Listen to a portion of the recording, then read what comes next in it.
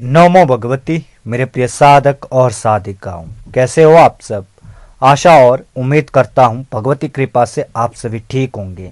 साधना के क्षेत्र में जब हम प्रगति करते हैं, जब हम आगे बढ़ते हैं, तो हमारे सामने बहुत प्रकार की समस्याएं आ जाती है। और जब हम किसी रोगी का इलाज करते हैं, किसी व्यक्ति का हम उतारा करते हैं या किसी व्यक्ति के विषय में हम देखते हैं और उनकी समस्याओं का समाधान करते हैं, तो कुछ ऐसी भी समस्याएं होती है जिनका समाधान सामान्य मंत्रों के द्वारा नहीं हो पाता है, सामान्य अनुष्ठान के द्वारा नहीं हो पाता है।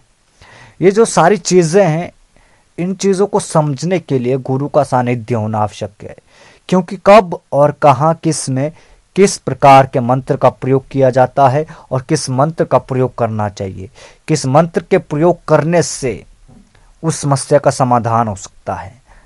वैसे तो हमारे शास्त्रों में अनेक मंत्र है, हर एक समस्या के हजारों मंत्र मिलेंगे। क्या वे हजारों मंत्र आपकी उस समस्या का समाधान कर सकते हैं?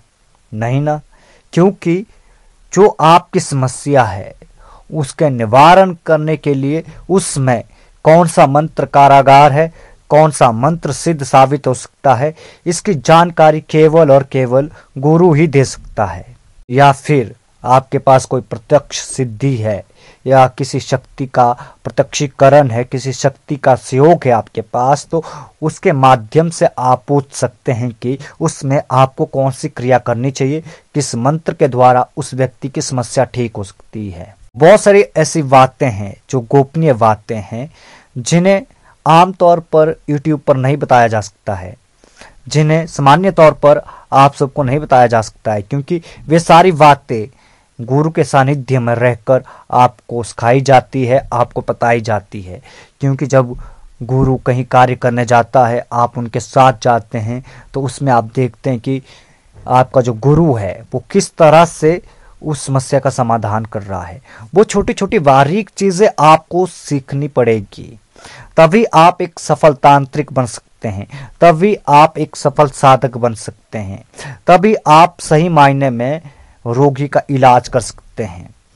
इस चीज को ठीक वैसे ही समझिए जैसे कि एक डॉक्टर होता है, उसके नीचे जो इंटर्नशिप करने वाले व्यक्ति होते हैं वे उसके साथ होते हैं और उसे देखते हैं कि वो किस तरीके से ऑपरेशन कर रहा है, किस तरीके से रोगी का इलाज कर रहा है।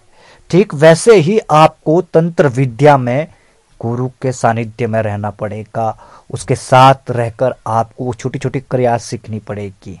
और आज आपको बहुत ही महत्वपूर्ण मंत्र देने वाला हूं, एक ऐसा चमत्कारिक मंत्र, एक ऐसा प्रभावशाली मंत्र जिसके माध्यम से आप किसी भी शक्ति का बंधन कर सकते हैं, किसी भी शक्ति को बांध सकते हैं। हालांकि इस प्रकार के मंत्रों का प्रयोग तभी किया जाता है जब कोई शक्ति बार बार हटाने से हटती नहीं है, अपनी जिद पर अड़ जाती है, तब उन शक्तियों को किलित किया जाता है, उन शक्तियों को बांध दिया जाता है, ताकि वे दोबारा रोगी को परेशान ना कर सके।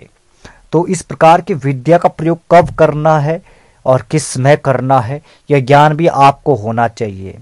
और जो मंत्र देने वाला हूं वो महाकाली का मंत्र है। महाकाली का एक ऐसा मंत्र जिसके माध्यम से आप चुराहे की कालिका को बांध सकते हैं, मरघट की कालिका का भी बंधन कर सकते हैं, किसी भी देव शक्ति का बंधन कर सकते हैं, किसी भी नकारात्मक शक्ति का बंधन कर सकते हैं, किसी भी भूत प्रेत पिशाच डाकनी शाकनी चुड़ैल डाइन जिन जिनात परी खवीस आदि का भी बंधन कर सकते हैं। और यह मंत्र स्वयं सिद्ध मंत्र है। बस आवश्यकता है इस मंत्र को कंठस्थ करने की, इस मंत्र को पूरी तरह से याद करने की, क्योंकि जब तक आपको मंत्र कंठस्थ नहीं होगा तब तक आप उस मंत्र का सही से प्रयोग नहीं कर पाएंगे। क्योंकि मंत्र याद करने के बाद मंत्र एक सांस में चलना चाहिए, कि आपको सांस लेने का भी पता नहीं लगना चाहिए कि आपका मंत्र जाप पूर्ण होना चाहिए वहां पर। ये बहुत सारी चीजें हैं जिनको आपको समझना पड़ेगा। और जब आपका मंत्र एक सांस पर चलने लगता है तो उसमें उस मंत्र की ताकत 100 गुना बढ़ जाती है। वो मंत्र अपना प्रभावशाली प्रभाव दिखाना शुरू कर देता है, अपना चमत्कारिक प्रभाव दिखाना शुरू कर देता है। तो आपको मंत्र को कंठस्थ करना है और उसके बाद आपने 108 बार मंत्र का जाप कर लेना है और 51 बार आपने गूगल लोभान हवन सामग्री को घी में मिलाकर आहुति दे देनी है। ये क्रिया मैं इसलिए बता रहा हूं ताकि आपके अंदर मंत्र की ऊर्जा प्रवाहित होती रहे। वैसे तो मंत्र स्वयं सिद्ध है, परंतु उस मंत्र की ऊर्जा को स्वयं के अंदर स्थापित करना, स्वयं के अंदर जागृत करना, वो बहुत बड़ी चीज होती है, वो बहुत जरूरी चीज होती है। तो इस तरीके की क्रिया को करके आप उस मंत्र की ऊर्जा को अपने अंदर जागृत कर सकते हैं। तो उसके बाद आप मंत्र का प्रयोग कीजिए, आपको लाभ अवश्य मिलेगा। और इस मंत्र के माध्यम से मैंने पहले भी बताया कि भूत प्रेत देवता दानव असुर जितनी भी नकारात्मक शक्तियां हैं उन सब का बंधन आप कर सकते हैं। चाहे वो चुराहे की कालिका हो, चाहे वो मसाणी हो, चाहे वो मसान हो, चाहे वो जिनात जिंद हो, चाहे फिर वो शैतानी शक्तियां हो, चाहे फिर वो आसुरिक शक्तियां हो, चाहे फिर वो दैत्य दानव राक्षस हो, चाहे फिर वो ब्रह्म राक्षस हो, सभी शक्तियों का बंधन कर सकते हैं आप। बस आवश्यकता है विश्वास के साथ प्रयोग करने की, आवश्यकता है उस विधि को अपनाने की जिसके माध्यम से आप इन सारी चीजों का बंधन कर सकते हैं।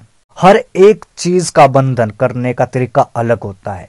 दैवीय शक्तियों का बंधन करने का तरीका अलग होगा और नकारात्मक शक्तियों का बंधन करने का तरीका अलग होगा और शैतानी शक्तियों का बंधन करने का तरीका अलग होता है।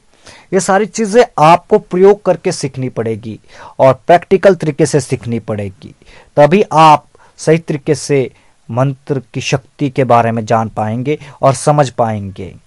अगर किसी व्यक्ति के ऊपर भूत प्रेत लगा हो, बार बार हटाने से हट नहीं रहा है, तब आप इस मंत्र का प्रयोग कर सकते हैं।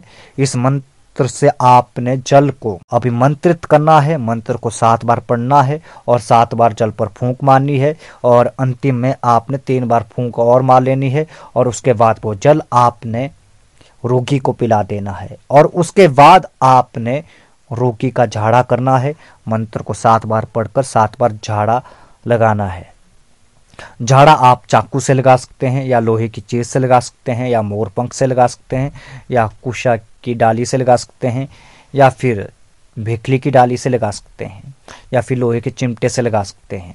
जो भी चीज आपके पास उपलब्ध है झाड़ा लगाने के लिए उस चीज से आप झाड़ा लगा सकते हैं और झाड़ा लगाने के बाद आप उतारा कीजिए, व्यक्ति ठीक हो जाएगा। अगर कोई देव शक्ति है, अगर चुराहे की कालिका है, अगर मरघट की कालिका है किसी के ऊपर तो उसका वंदन करना चाहते हैं आप, तो उसमें आपको करना क्या है कि 7 प्रकार की मिठाई और 5 प्रकार की मिठाई लेनी है और थोड़ी सी बर्फी लेनी है और 5 लड्डू लेने हैं और उसके बाद आपने 5 नींबू लेने हैं, 5 सुपारी लेनी है और 5 जायफल लेने हैं और धूप बत्ती अगरबत्ती और गरी का गोला लेना है और उसके बाद आपने स्वागी का पैकेट लेना है और साथ में आपने 5 अंडे लेने हैं और थोड़ी सी आपने बकरी की कलेजी लेनी है और 1 पाव देशी दारू लेनी है। इन सारी सामग्रियों को लेना है आपने और इन सारी सामग्रियों के ऊपर आपने 3 बार मंत्र को पढ़ना है और उसके बाद रोगी के ऊपर से 7 बार इन सारी चीज़ों को उतारना है मंत्र पढ़ते हुए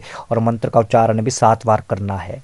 और इन सारी चीज़ों को उतारने के बाद आपने अगर चुराहे की कालिका लगी है किसी को तो चुराहे पर रखकर आना है, अगर मरघट की कालिका लगी है किसी को तो मरघट पे रखकर आना है। इस तरीके से आप इनका बंधन करके उतार सकते हैं। और इसके अलावा किसी को खाया पिलाया है किया कराया है तो पानी को अभिमंत्रित करके पानी को आप 11 से 21 दिन तक पिला सकते हैं, तो उसका खाया पिलाया भी बन जाएगा, उसका भी निवारण हो जाएगा। अगर घर में किया कराया है तो आपने हवन सामग्री को 11 बार मंत्र पढ़कर अभिमंत्रित करना है और उसकी आहुतियाँ देनी है और उसके बाद आपने जल को अभिमंत्रित करके जल के छिंटे पूरे घर में देने हैं और उसके बाद आपने सप्त अनाज को अभिमंत्रित करके उनको पूरे घर में बिखेर देना है और सुबह साफ कर लेना है। तो घर के ऊपर जो भी किया कराया है वो बंध जाएगा और उसका निवारण हो जाएगा। ये कुछ प्रयोग बताए मैंने इस मंत्र के, हालांकि इस मंत्र के बहुत सारे प्रयोग है जिनको मैं धीरे धीरे आप सबको बताऊंगा, क्योंकि एक वीडियो में मैं सारे प्रयोग बताऊंगा तो वीडियो बहुत लंबी हो जाएगी और इतनी लंबी वीडियो आप सभी देखते नहीं है। मंत्र आप सभी को मैं लिखकर भेज दूंगा। इस मंत्र को कंठस्थ कीजिए, प्रयोग कीजिए, उसके बाद चमत्कार देखिए। आज के लिए बस इतना ही। मिलते हैं एक नई वीडियो के साथ, एक नए प्रयोग के साथ। तब तक के लिए आप सभी को नमो भगवती।